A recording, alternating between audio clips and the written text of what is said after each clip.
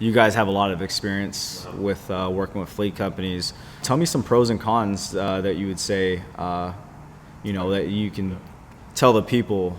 I mean, the number one pro is, and this is not as in like a shot at people like a customers, but with the customer, they're looking for a service. They want it. It takes time to get a customer in the door. The fleet company eliminates that. At the end of the day, would I rather have a fleet company or a customer? I'd rather have a customer. For sure. That's part of my nature. It's part of a good business's nature. Definitely. But those fleet companies, they're gonna give you what they want, how they want it, and you're able to just do that job. Another pro is it's like they're a little relaxed on time. They're not really worried about getting in an hour. They're not looking at you, or they're not judging you. So they're not gonna leave you a bad review if you take a little bit longer than usual. Right. And they're not gonna. You know what you're getting. You really know what you're getting. That's the biggest pro.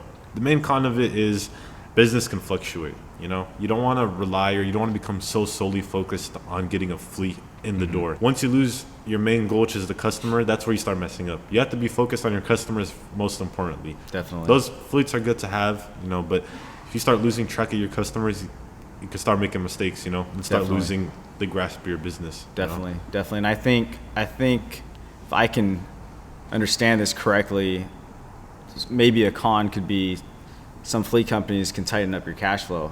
Yeah. And maybe tighten up some of your inventory that you have. They're companies, man. They got, you're dealing with some big, you're dealing with monsters, Yeah. And when they're hungry, they're looking to eat. So Right. you're there, they're ready to eat you up. And it's like, you have to you have to kind of save the rations, To Right. them, this whole inventory is just rations, This is like one bite. So you got to make sure that you save that bite for your customers, and Yeah.